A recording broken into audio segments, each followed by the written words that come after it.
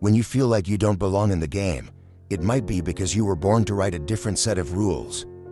Have you ever found yourself standing in a crowded room, surrounded by people, yet feeling like a stranger? Have you ever smiled, listened, and responded, only to feel utterly empty inside? Have you ever wondered, am I having a conversation, or just performing a role? If so, you're not alone. In a world growing louder by the day, people are becoming increasingly isolated. From birth, we're trained to assimilate, to be agreeable, polite, to answer correctly, to know when to laugh.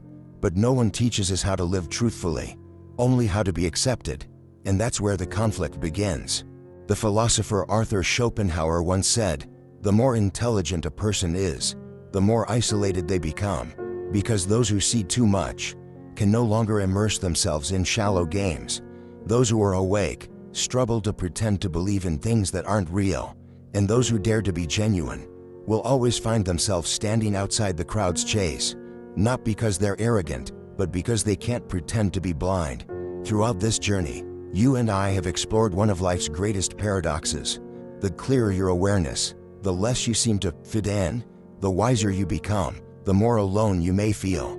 But in that aloneness, something else begins to take shape. Freedom. Freedom not granted by others.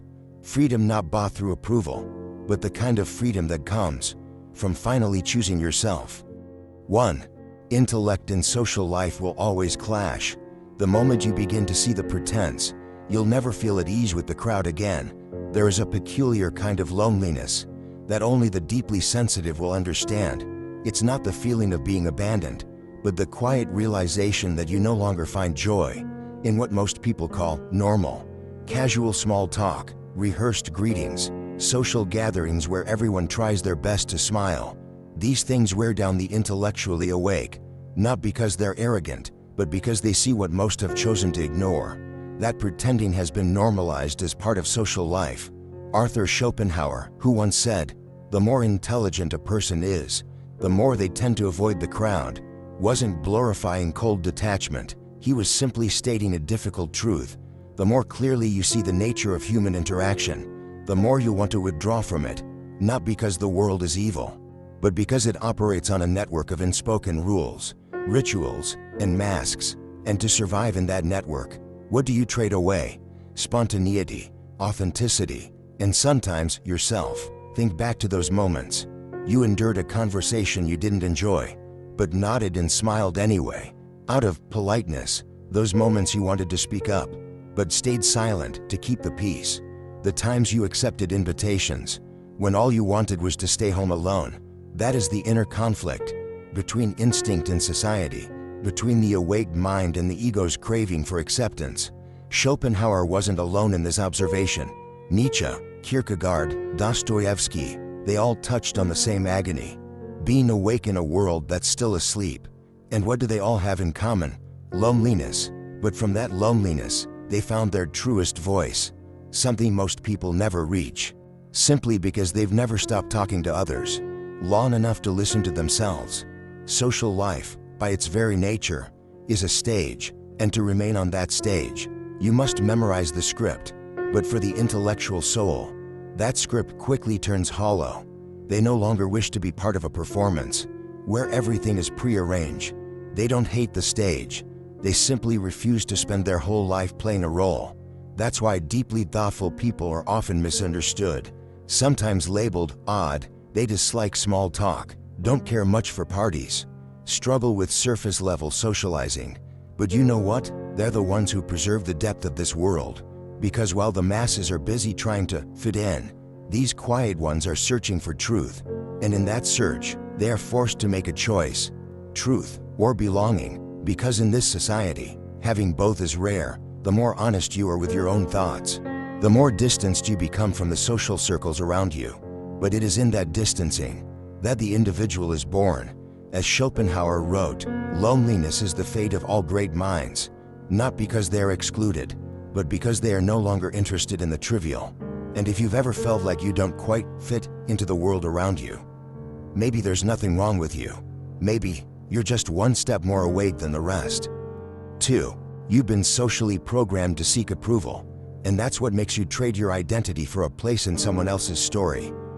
From a very young age, we are taught how to please others. A child is praised for being good when they obey. Don't cry too loudly, don't react too strongly, and don't disturb the adults. A student is well liked when they raise their hand at the right moment. Smile just enough, and maintain just the right distance. An adult is considered pleasant when they keep the peace.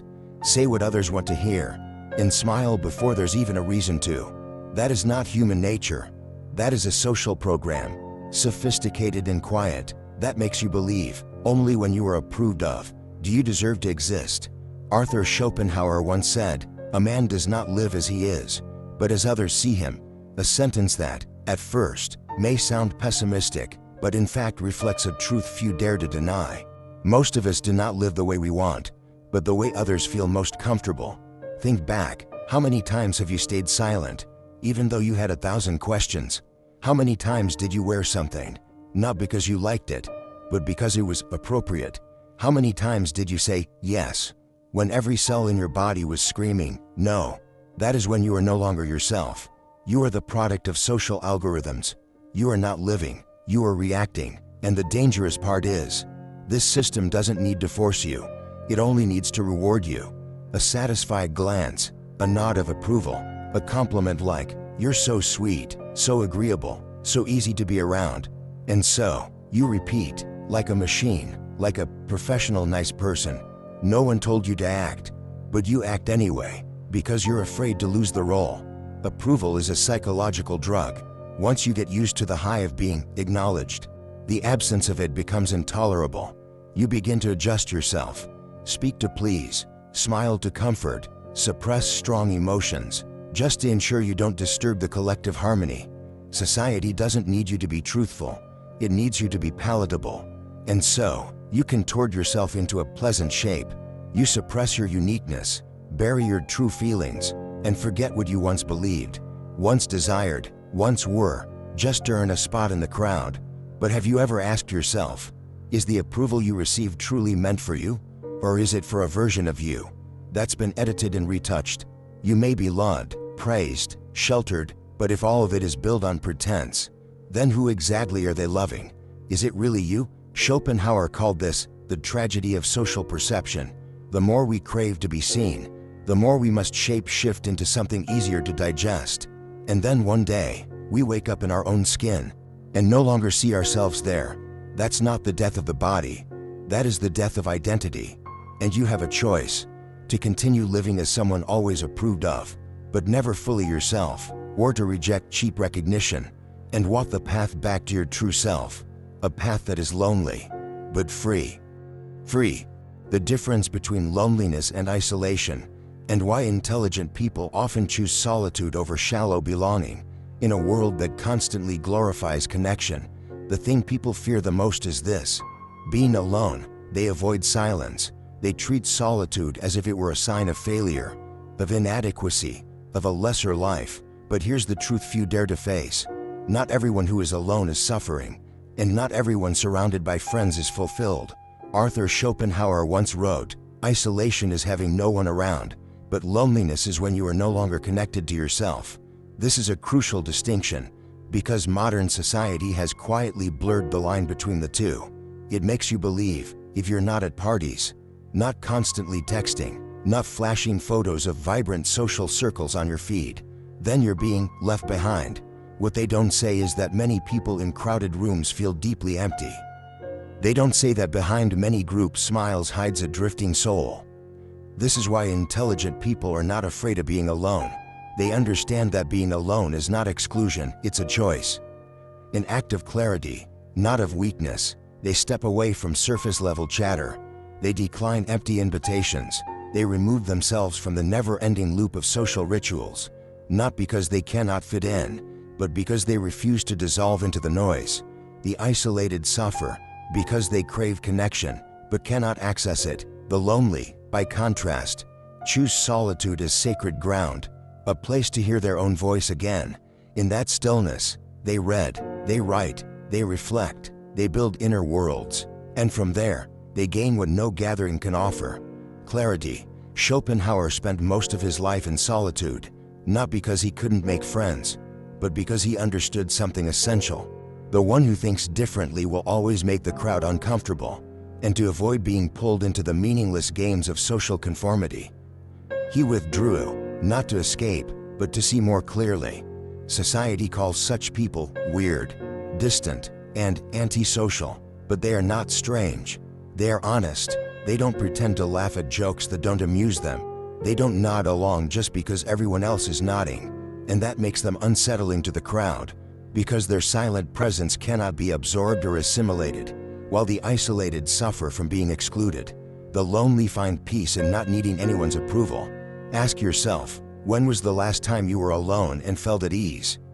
Can you turn off your phone, stay off the grid, say nothing, and still feel whole? If the answer is never, then perhaps you haven't truly embraced solitude. You're not alone. You're afraid of not being noticed, afraid of not being validated, afraid of not being needed. And it is that fear that drives you into shallow connections, just to avoid the mirror of yourself. But remember, it's not someone else's presence that will cure your loneliness. It's your ability to be complete with yourself. Loneliness is strength, isolation is fear, and you always have the choice of which one to call home. 4. The world is drowning in noise because people are afraid to face their own thoughts. And that's why silence has become a luxury. Try this. Walk into a cafe in the heart of the city. Every table is lit by a glowing phone screen. Each conversation circles endlessly. Faces smile, but eyes drift elsewhere. You won't hear silence. You'll hear keyboards clacking, background music, voices brushing past one another, as if silence itself might erase them. That's the world today, a world where people are programmed to do something. Every pause must be filled with noise. Every second of stillness is stuffed with news, social media, podcasts, surface-level chatter. No one is truly present within themselves. They're all running from what? From themselves. Arthur Schopenhauer once said, "He who cannot bear the silence of his own soul is carrying a self that has never been listened to." A simple sentence, but if you really think about it, you'll realize most of us are not afraid of being alone. We're afraid of what we might think when we're alone, afraid of questions we haven't answered, afraid of feelings we've buried, afraid to admit that most of our life is lived on autopilot. And because we're afraid, we turn up the music, we scroll TikTok, we join conversations we have nothing to say in. But here's the truth, noise does not heal anxiety. It only numbs it, like a temporary drug. The more you use it, the more you need it. That's why someone can be social and active all day and still feel empty at night, because they were never truly with themselves. Schopenhauer didn't hate society. He simply warned us, if you don't spend time listening to your inner world, you're letting your life be directed by the noise of others. And the world will never stop shouting, not because it cares about you, but because it fears your awakening. Because when a person begins to wake up, they stop consuming, they stop blindly agreeing, they stop following the herd. And systems don't survive when too many people begin to think. Be honest, have you ever felt discomfort in pure silence? Have you ever reached for your phone just because the air felt empty? Have you ever played ambient music just to fill the space in your mind? If so, that's not your fault. It's the result of a world raised on noise, and you've simply become a part of it. But you can also become the one who steps out. What's the first step? Learn to sit in silence. No phone, no background music, no reactions, just you with yourself. That is where truth begins to emerge. And that's also when others start to notice something different about you. Because you've done what they spent their whole lives avoiding. You stayed with yourself, in silence. Because only in stillness does true intelligence begin to grow. And noise? Noise only feeds the confusion. 5. Only in stillness can you hear the true voice within, and that's why the world fears the quiet ones. There is something strange about spending too much time in crowds. The longer you live among noise, the more likely you are to lose the sound of your own voice. Not because you have nothing left to say, but because you've said too many things that never came from you. They came from politeness, from expectation, from the fear of being judged. And slowly, your true voice is buried beneath layers of small talk, forced laughter, and silence born from the fear of being real. Arthur Schopenhauer once wrote, "Silence is the ocean in which truth submerges." And he was right, because only when the world around you quiets down, Can you begin to truly hear what has always been inside you? But sadly, that is what most people never dare to do. Because what happens when you actually sit still? No music, no screen, no one to respond to? That's when the real voice starts to speak. Not loud, not angry, not profound. It whispers, so gently that if you're not deeply still, you will miss it completely. It whispers about what you truly long for, about what you've been avoiding, about the emotions you've buried, about the questions you've never dared to face. It doesn't scream, but it is patient, and once you've heard it, you can't ignore it anymore. That's why the world fears the quiet ones, because they cannot be easily manipulated. They don't react to noise. They don't echo the crowd. They don't buy into the frenzy. They don't live by the timelines others set, because they've tuned into something stronger, the compass within. And when your inner direction is clear, the outside world can no longer control you. Quiet people are feared not because they are dangerous, but because they are free. While the crowd shouts for attention, the quiet ones simply observe, while others speak to fill the silence. They listen to understand, while the world races to do something. They practice simply being rooted in the deep presence of themselves. That's why they hold a rare kind of magnetism. They don't try to draw attention, but their completeness draws people in. Think about it. In those long conversations, the person who leaves the greatest impression is never the one who talks the most, but the one who says little, yet every word lingers. In a noisy room, it's often the silent one that gets noticed, not because they're trying to be mysterious, but because they are truly present. Your true voice doesn't need to be loud. It only needs to be heard, not by the world, but by you. And to do that, you need stillness. You need courage to step out of the noise. You need the maturity to sit with yourself and not feel empty. Remember, every awakening begins in stillness. Every inner revolution is born from a moment no one sees, no one hears, except you, and the voice within. 6. Exceptionally intelligent people are often labeled as eccentric, not because they are truly different, but because they refuse to live by the meaningless standards the masses call normal. There's a paradox that human history keeps repeating. The greatest minds, the pioneers, the most profound souls, were almost always seen as eccentric, not sociable, cold, hard to understand, distant, and sometimes even pitiful. Why? Because the more true the person sees, the harder it is for them to pretend. The deeper a person thinks, the less they engage in the superficial, the more authentically someone lives, the more they become a thorn in the eyes of those still clinging to performance. Arthur Schopenhauer knew this well. He spent most of his life in solitude, detached from social life, not because he hated people, but because he saw them constantly lying to themselves.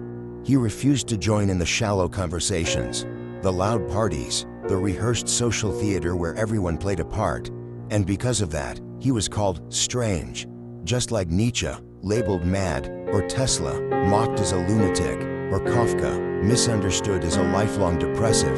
But the truth is, they weren't crazy, they were simply awake. The problem is, the world doesn't know what to do with people who are too awake.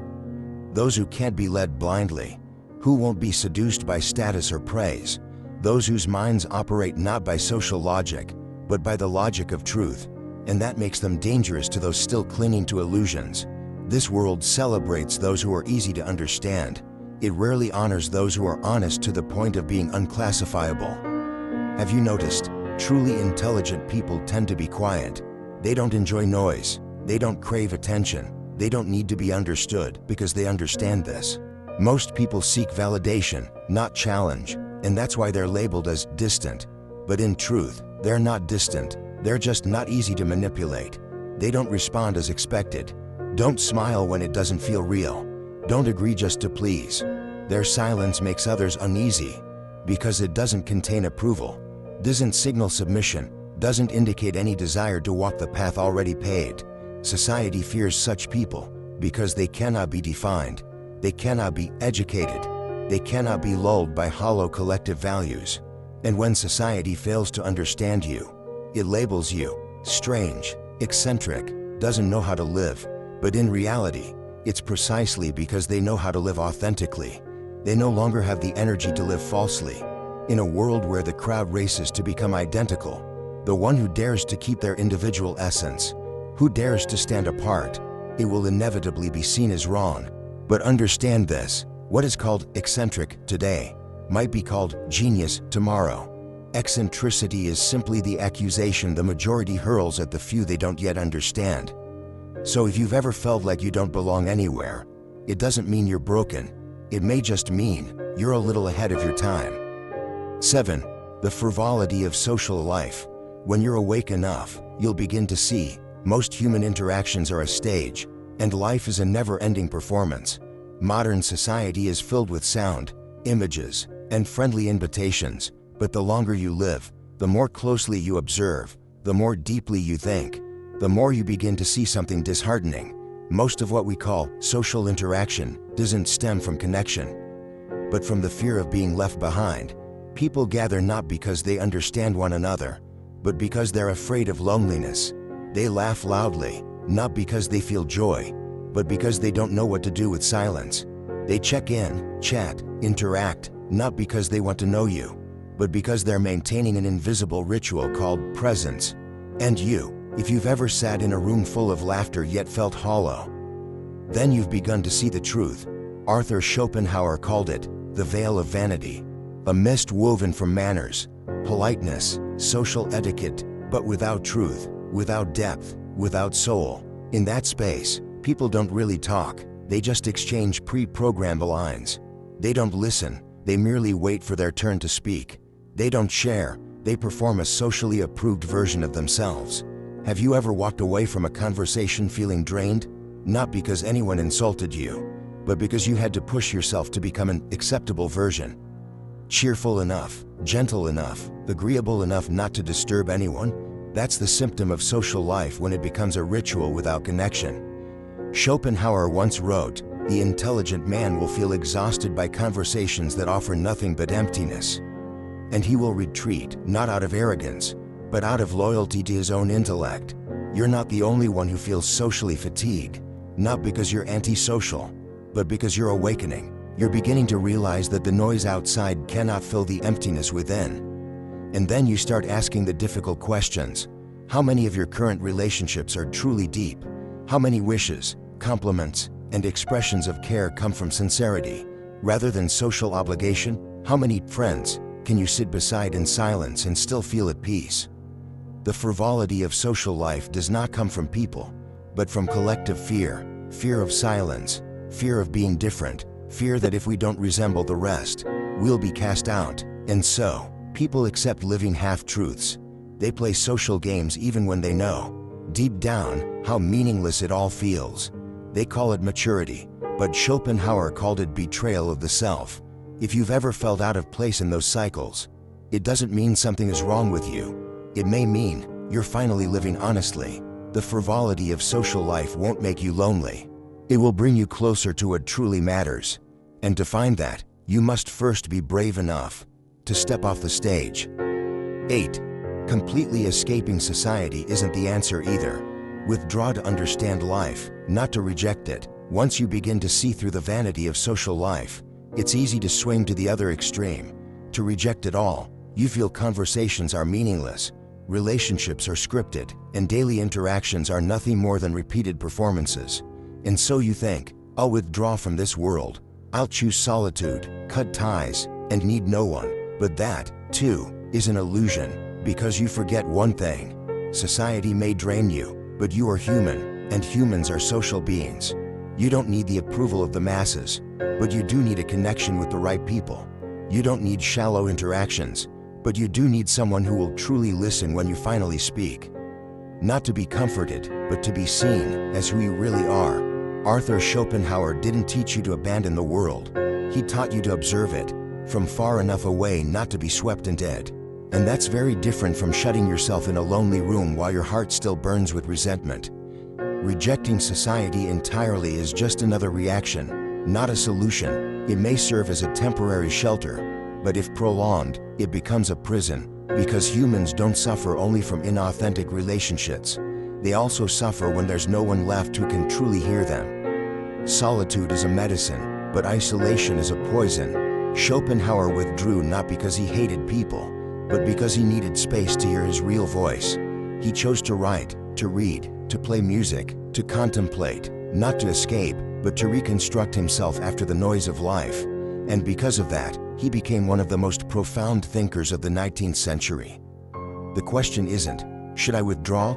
The question is, why am I withdrawing? If you withdraw to avoid responsibility, to avoid pain, to avoid facing who you really are, then it's a form of escape. But if you withdraw to see yourself more clearly, to rebuild your core values, to filter your relationships, then it's an act of strength. Stepping away from society isn't to become an eccentric, it's to step away long enough, clearly enough, so that when you return, you're no longer caught in its games. And when you do return, you no longer feel the need to fit in, you no longer need to please anyone, you no longer seek the gaze of approval. Because now, you know this, you are in society, but you no longer belong to it. You interact, but not to be accepted. You are present, but no longer performing. True withdrawal doesn't mean rejecting the world. It means learning how to come back to it. As a whole, unconditioned self, no longer shaped by the applause of the crowd. 9. Those who don't seek approval are the ones respected the most, because the less they need you to believe in them, the more you do. There is a strange paradox in life. Those who try to please everyone are often the ones taken for granted, while those who seek no approval are often the ones everyone listens to. Why is that? The answer lies in a deep psychological principle that Arthur Schopenhauer and many other thinkers recognized. Human beings are instinctively drawn to self-possession when someone isn't trying to impress, when they don't crave applause, when they don't conform just to be accepted. People begin to pay attention because they emit a kind of energy most people lack, an unspoken authority. Such people don't need to shout, they don't need to prove anything, they don't convince you. You trust them precisely because they don't need you to. In a world where everyone is living in a state of "please notice me," where everyone is performing to be accepted, that rare calm of someone who doesn't care to be accepted becomes a quiet sign of strength. And true strength doesn't seek validation, it creates it. Those who don't seek approval aren't arrogant, they've simply found something greater. They live by their own standards. They know clearly what their values are, where their boundaries lie, what will they stand for, and what they will never sell out. Because of this, they need no one to guide them. They are the path, and that's what makes them so dangerous to society. You can't manipulate someone who doesn't fear losing your approval. You can't control someone who doesn't live for your praise. You can't make them compromise if they don't want anything from you in the first place. They are dangerous in the most powerful way. You'll see this in every field of life. A true leader doesn't try to please the crowd.